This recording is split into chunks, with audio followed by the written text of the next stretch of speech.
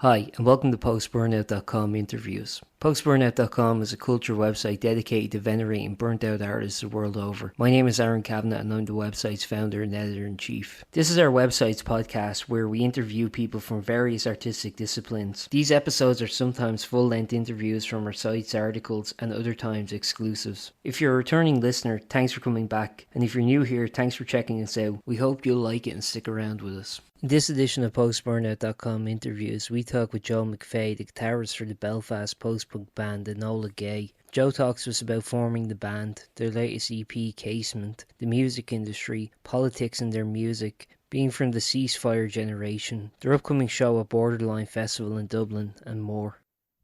Hello. Hey Joe, how's it going, man? All right. Hey, it's nice to meet you, man. It's good talking to you. Yeah, you too, man. Sorry, camera's not coming on. I'm just a bit under the weather today. No, But no worries, man. for the past fucking week, I'm still waiting for it to piss off. Yeah, Yeah, no how's you problem. anyway? I'm good, man. Yourself? Well, beyond being sick. Yeah, I'm all right. Good man. Actually, I was kind of like interested in talking for a while, man. Cause like, do you remember? I think the first time I became aware of Enola Gay was. Do you remember the show you guys did with Jawbox and Whelan's? Sorta. Sort of. Well, Kind of a weird show. It's a very really, straight. Yeah, I don't know. It's just kind of one of those. I don't know. It's just it happened. You know what I mean? yeah. It just happened. Like That was the first time I saw you guys, and I was like really blown away. I was like, oh, so you're just really. like, yeah, I really liked it, man. I was really into it. But what do you think the crowd wasn't receptive, or? Yeah, I just remember being like, we turned up and played, and we went home straight after Jawbox, and I don't know, I just didn't really think that the crowd were that receptive. But no, that's really good to hear, actually. Yeah, so so I was like really blown away like the first time I saw you guys at that show, and then like since then, I mean, you guys have just been like fucking exploding. I mean, I've seen you kind of like everywhere, like people's like referencing you like all kinds of like end of year lists and kind of like best up and coming lists and stuff like that. I mean, like it seems like I don't know, you've really like exploded in popularity since that time, and it really isn't even that long ago. I mean, would that been kind of like would that been your first show in Dublin actually, or have you played there before? No, see, that's the thing. Like, I mean, when our first EP came out, like, it kind of exploded, and yeah, like we had played Dublin, like we had sold out Dublin a few times. Oh, sick. What That's why I was a bit like slightly weirded out at you know, um, the stiff crowd. Yeah.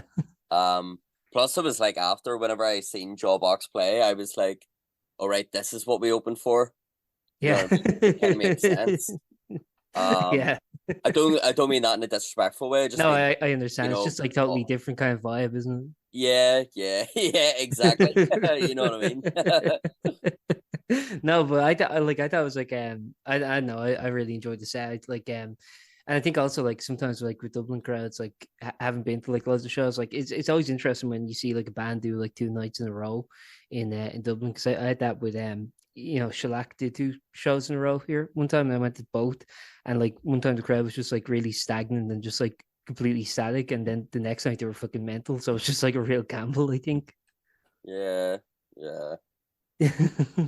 But since then, I mean, like as we're mentioning, like you guys have just been having like massive I don't know, massive like just strides and publicity and kind of popularity. I mean, like how has that kind of been for you? Like just like in terms of the kind of reception to the band? I mean, yeah, it's crazy. Like the maddest thing that happened recently was we were on Echoes, which is ran by Jenny Beth of Savages, who was one of our main influences. Oh, sick. So like to be broadcast on like live European TV is crazy. Well, sorry, it wasn't live; it was pre-recorded, but Yeah. it was, it was insane.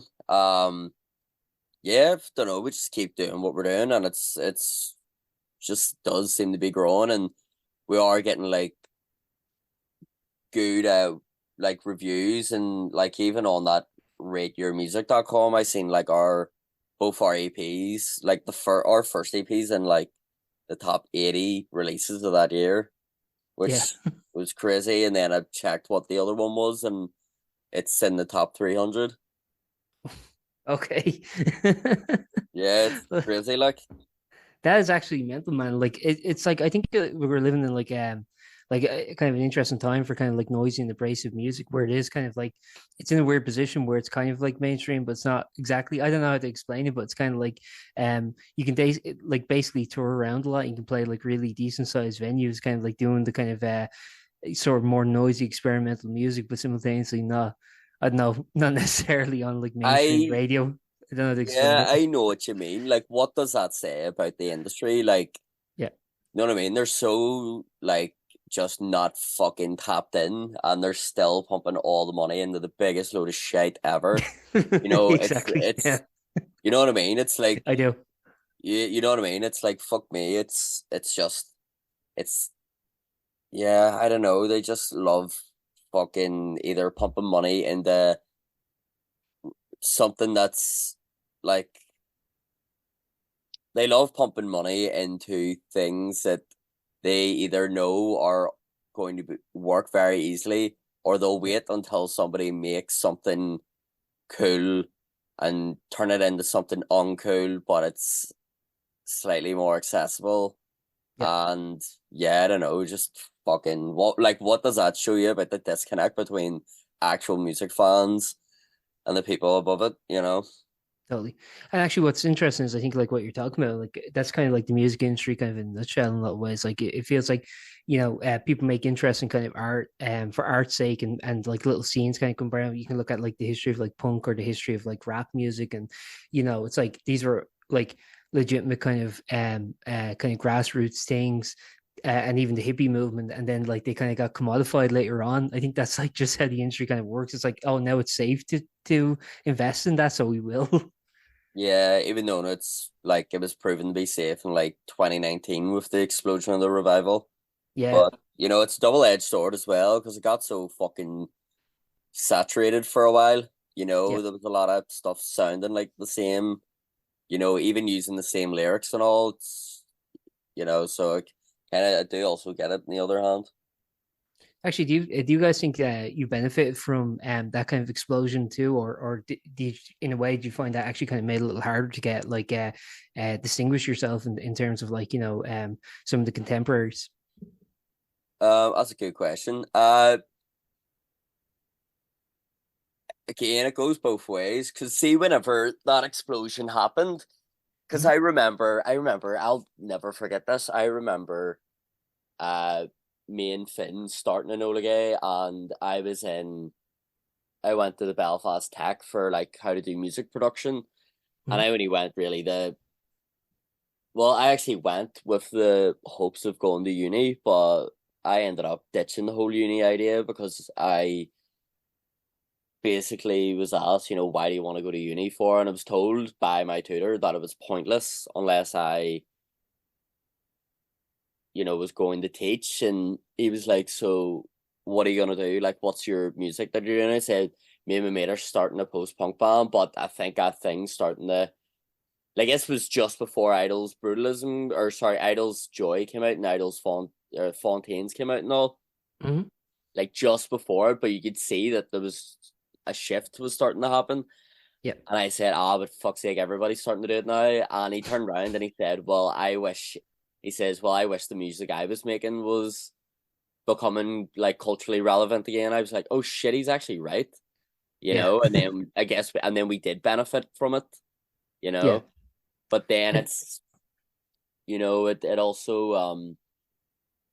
also made things more challenging because you started to notice that people were trying to lift from the same things. So mhm. there was a lot of characteristics in music and techniques that you actually then had to avoid, you know. Yeah. But I think that where we one of the reasons why we have kind of like been able to still prove that we're worth our salt is that we have like the whole electronic influence and the whole hip hop influence. I think the way we're doing it, a lot of people I don't really see people replicating it, you know, Yeah. because like even our like techno and drum and bass influences, they're quite they're quite subtle. It's not like directly in your face. It's Hmm. not, you know, with the I would say the most explicit we've ever been with that was that latest track, um, Terra Firma, but that was a collab with a techno artist. Hmm. You know, it was written with a techno artist. So yeah, I do think that there's just subtler ways to go about it.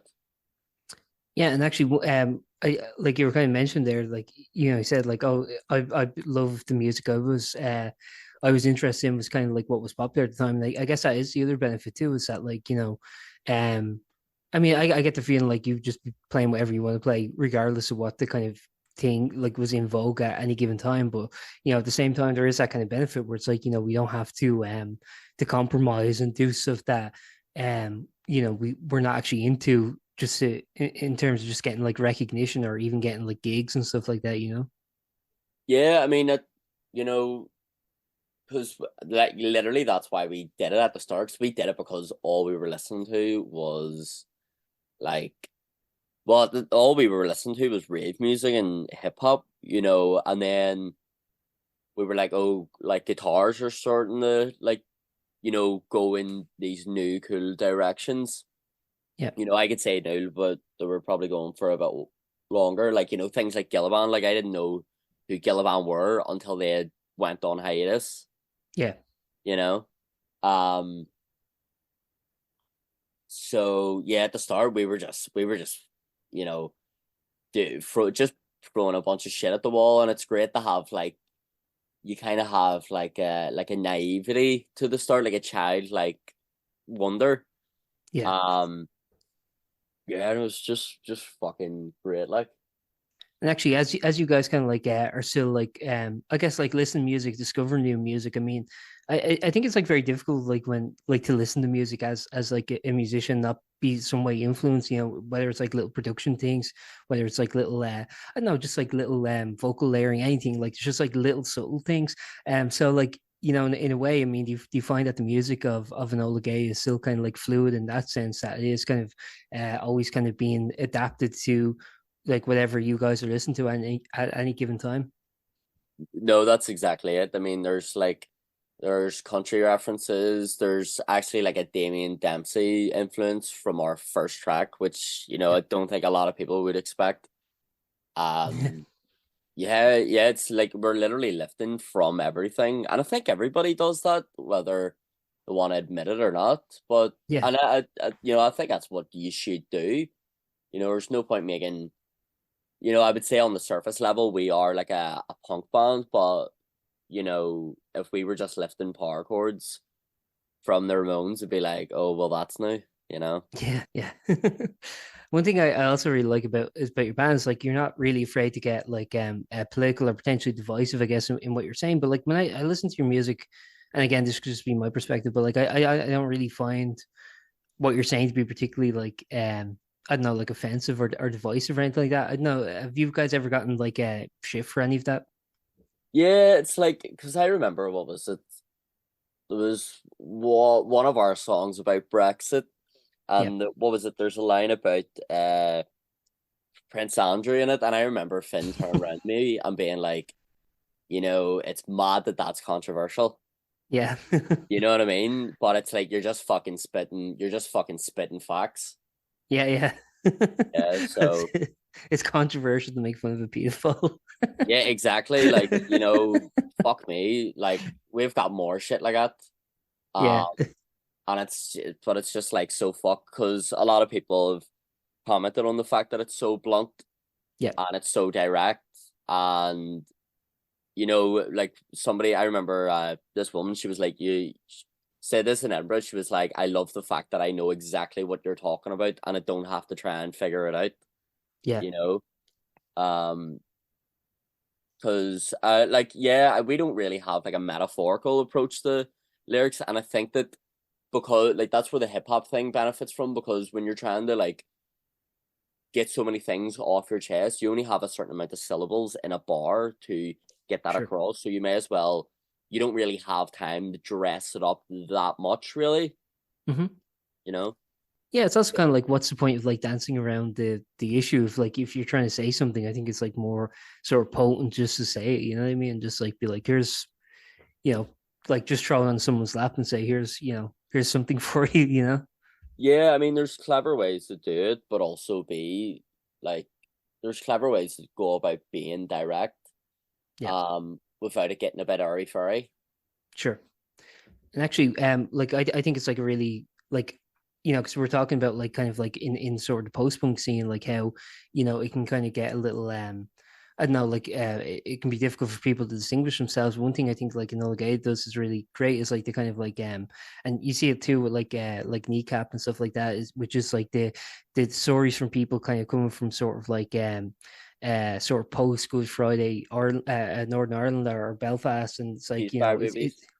yeah, it's like it's a really good like, I don't know, I think it's just like a really like good perspective too, because like I think like a lot of people like they kind of um like sort of go, oh well, the troubles are over, everything's fine, but it's like you hear like you have to hear like the perspectives, and I think that's something you guys like add to the conversation, Yeah, exactly. Because we've like, we've been brought up in that environment, and I think that because that's like we feel that the political thing comes to like us quite naturally, and that's hmm because it is ingrained in our culture. yeah, As we come from that generation of the ceasefire babies. yeah, The generations before us clearly have a load of generational trauma, and I think that's where like a lot of the bluntness comes from. yeah, yeah. And it's like, I don't know, but it's like I think it's like really, I think it's really effective. It's kind of a good, I think, like sort of I don't know, like kind of companion piece, like to something like if you're listening to like, I don't know, like Inflammable Material by Civil Fingers, and then like that's like a document of that time, and like here's like the kind of like I don't know, like this the sort of what came after. I think it's like a really good like companion piece in my opinion. Yeah, music's fascinating. It has always been like it's always served as this time capsule. Yeah. You know, it's like that's what really fascinates me about music. And that's just the music I prefer, uh, personally. Yeah. And I actually want to talk about like your EP. It was Casement. It came out last October. I mean, like, again, it was just like one of them sort of like it was sort of like it did seem to do really well, like critically it seemed to do like really well in terms of like plays and stuff like that. Yeah, I was wondering like how's the kind of reception to that EP been for you guys? Yeah, great. See, there was like there was a lot of risks taken involved with Casement.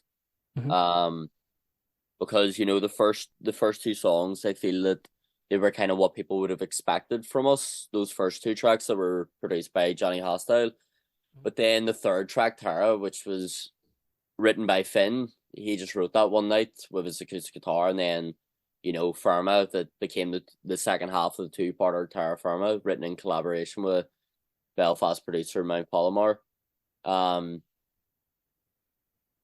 yeah, like we really did want to throw a curveball and again show, this relates back to what we were discussing earlier about wanting to stand out, because we always knew that Finn could actually sing, and we Yeah. thought it would have been an appropriate time to display that, to expand our sonic palette, Yeah. because you know we're like, right, well, the new uniform for this has been like, a bunch of fellas shouting with guitars, so we're like, Hmm. we can, it's time to prove that we are more than that. Yeah. Yeah, and like again, it's also it'd be kind of like a bit of a crying shame not to kind of like utilize all of your kind of like assets, I guess, as well. Yeah, sorry, can you repeat that again? Yeah, it's just saying like you're mentioning like like Finn could actually like sing, and it'd be kind of like a shame if you had like all these kind of like different talents that you guys could kind of bring to the table and not utilize them all as well, Yeah, exactly. You know, 'cause it's because at the end of the day, there's four people in the band, lifting from all these different influences. Yeah. I mainly like the music I grew up listening to was like System of a Down, Rage Against the Machine, Dead Kennedys. Yeah. But Finn, he listens to a lot of country and Irish folk. Finn said to me before that he thinks that Irish folk music is the original punk, Hmm. because it's written for and by the underdogs of society. And I've Yeah. always thought that, folk music has the best lyricism of any genre. That's just my personal opinion. But um yeah, I feel like that really translated well into Terra Firma, like even the opening line, "Here lies the body of someone who could have chose their words better." It just don't know, it just would I would it do I to me that just sounds like a folk lyric, you Yeah. know? Yeah. And It's like poetry, it's prose. yeah, yeah, exactly. So I was really pleased that it started to diversify. Yeah. And also one other thing, because like we're talking about, like, you gain influences as you go, but I think also the other thing is like you gain skills as you go. I mean, like singing, for example, is kind of a muscle. The more you kind of do it, the more you kind of train. Also, I mean, just in general, I mean, like I suppose like from the instrument, from the case of the instrumentation, I mean, like your dexterity improves. You get a lot more competent just as you go. I was wondering, like, do you think those kind of like influences factor into with the way you guys want to approach songwriting? Like how do you feel that I don't know, like as like just as you grow as a musician, how do you find that kind of influences the songs you write? I just see it as more artillery for the songwriting approach, because at the end of the day we will do whatever the hell we feel like we'll do. Yeah. That's just what keeps it Enola Gay in our books. But as we go on to write the next song, we will have learned something from the last one. And that's the way that everything has sort of worked. And we're quite conscious of, right, we've did that with this song, so we need to try and do well. Does the song call for something to not be repeated, or do we repeat something? Yeah. And again, it's like, is that just kind of like sort of instinctual, just kind of what feels right at the time, or how much of it is kind of like give and take, and much of it is kind of like sort of like debated amongst the band? I would say it's more debated now, because we just kind of want to be a bit more conscious of things and, like, the perception. Yeah. So, like, say for example, the next track we're doing is actually a shoegaze ballad. Now people Okay. might think, oh, like, didn't see that coming, but it's if anybody had seen us from our first gig, Yeah. it was like the third song we ever wrote. Yeah. So we're just revealing more sides to us so that people know what Enola Gay actually is. Yeah. And actually, one other thing you were mentioning, like that's like working with kind of like different producers. I mean, obviously they bring different things to the table. Yeah, I was wondering, like do you guys like kind of have like a list of producers you just want to work with, or is it kind of like more like sort of again circumstantial? Like, here's who we can kind of work with at this given time. I mean, how does that kind of like work? Because I mean, like obviously the production side of any kind of music is gonna like really determine how the overall piece sounds. It see when it comes to producers, I would Yeah. say it really has to do. It's to do with the tracks. It's not really to do with the names. Like, I would say that we've been really blessed with the producers we've worked with. Like Chris Ryan, who did our first EP, he was a Yep. total dream to work with, and that felt so right at the time. And Johnny Hostile, who did Savage's stuff, him doing Leeches and PTSD EP felt so right as well. And the same way that Mount Palomar doing uh Terra Firma felt so Hmm. right. And Mount Palomar's doing the next one because it feels right. Yeah. You really have to work with the song, because I know of loads of bands that go and work with, like, big names, and they, it turns out to not be what they thought it was, and I think they kind of fell for a name without actually without it being like this symbiotic process, Right. it kind of, when you hear back of their experience, it kind of seemed like a paycheck or something, Yeah. and I think that they're like, what's the point of writing a song and then just to let it sort of become quite like limp in the last sort of stretch of actually putting it out there in the world, because putting music out the public is a big commitment when you really think about it. Yeah.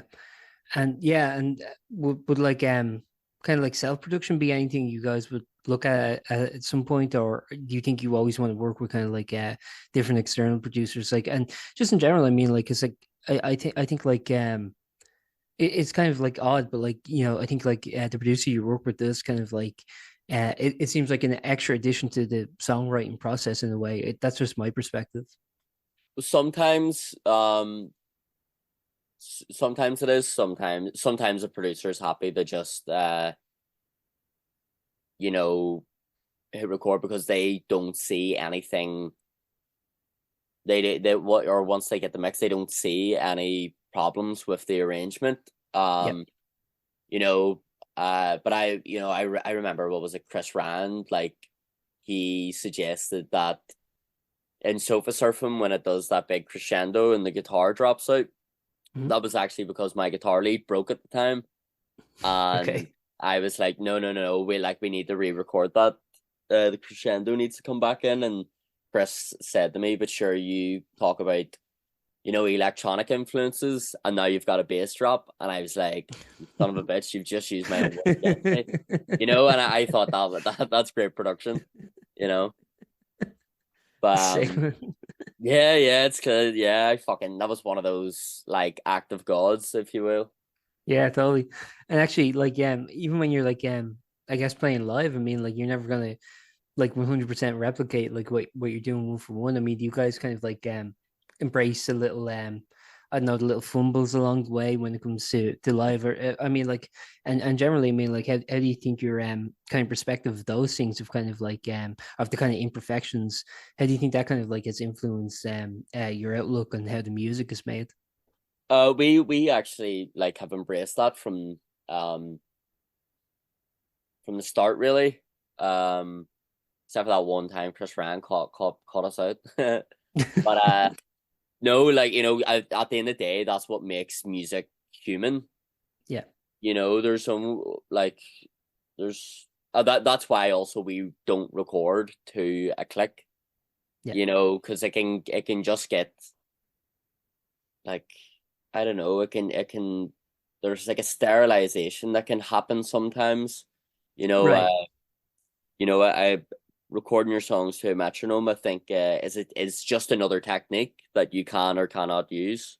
Hmm. It's really a choice. But it seems to be that it's became this, like, the standard Yeah.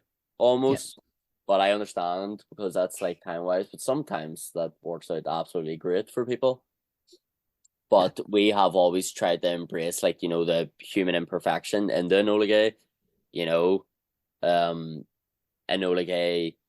It would sound very weird if everything sounded perfect, singing about, you know, while making kind of a social commentary, wouldn't it? Sure. No, totally. And I think like again, like one aspect I really like the band is that it does have this kind of like, it's weird because the band is very tight, obviously, but like it has this kind of like very loose feel to it. Like it's hard to explain, but like you guys are all like very on point, but it's like it feels like I don't know, like everything could come crashing down at any given second, you know? Oh man, Jesus Christ. Yeah. Yeah, you finished that sentence in my head before you did. Yeah, Jesus Christ. Everything has to be made. You've no idea. See, fucking, like, when you've got all this reverb and feedback, but you have to use it in a certain way. Yeah, But it also has to be done in a tight manner. yeah, It's a fucking nightmare sometimes. But I think the end result is worth it, yeah, because, like, when we practice and say, if we finish the song and it's tight, that's only 50% of it. right. The other 50% has to be, did we feel it? Was there energy? That's why that's why I think, that there is energy translated well into our recordings. We do try to make things as close as possible to the live sound. Yeah. Actually, speaking of live sound, I just want to plug this. So you're playing at Borderline Festival, February 15th, 16th at Workman's in Dublin. Yeah. I was just wondering, man, what like can people expect if they pop along to that? Great crack. Yeah, they can actually, there's a few surprises that they can expect that involve other acts on the bill. Okay. Yeah, it's, because there's a lot of acts that we're quite chummy with that are on the bill. Yep. So, yeah, you might see the odd cameo for like a Okay. one night only thing. Um, Perfect. but yeah, I would just say like we're just gonna, because we love playing Ireland, and we're just but we don't really seem to get to play Ireland that much because we're always away. Yeah. It's all to do with fucking costs and all that shit, all the stuff that doesn't make music fun. Yeah. Yeah. Um, The logistical shit that like you have to kind of deal with. yeah, pretty much, yeah. Yeah, man. But no, I would just say, yeah, we're just gonna, we've got a lot of energy that we definitely need to give Ireland because it's been long overdue. Yeah. Perfect, man. I guess like the final thing I'll ask you is just generally what do you think 2024 holds for the band? Like what are your plans and generally how do you kind of like see the year going? Or do you even predict anything? Do you kind of just go with it? Yeah, I mean, we have been going for the fit. I mean, this year, like we I do feel like we do have to be a bit more strategic. We're gonna be putting out a lot of tracks this year. Okay. Um and yeah, Return America. We actually have a collab in the works and can't really say too much about it, but Okay. it's probably like one of the most exciting things that like we've ever worked on, and even the prospect alone, if I was to say what it was, I feel like a lot of people are gonna be like, "Holy fuck!" So yeah, there's that to look forward to. That's the main thing that I fucking can't wait for, because I can't wait to see the reaction to it. Can't Yeah. wait to see the reaction, even when it's just announced. But yeah, there's a lot of exciting shit in the pipeline. Perfect, man. It's great talking with you, man. Obviously, like as people can hear, like there's I love the genuine like enthusiasm that still like permeates. It definitely hasn't become, at least it seems to me, it definitely hasn't become like a routine fixture for you guys. Like Yeah, yeah, I know. Sorry that anybody who's came and seen us when we've just got off the boat, then they might have felt that. You get that Okay. boat and you wake up at like 6 and then you drive for like 3 hours. Yeah. No, that's it. I feel like we're becoming quite more reserved as the days go on because we have to save it for the fucking stage. Right. People are going Okay. out of their way to come and see it. Yeah. So yeah, it's just fucking. But I'm excited as fuck for a few things to drop this year. Perfect, man. Joe, it's been absolutely it's been a joy talking with you, man. I really enjoy your band, and I wish you all the best of luck with the year coming up. Thank you very much, Aaron. Yeah, I've had a great time. Thanks, man. Appreciate it a lot. Yeah, cheers. Thank you very much, dude. Thank you for listening to that episode of postburnout.com interviews. If you liked it, please subscribe and stick around because we have plenty more like this coming soon.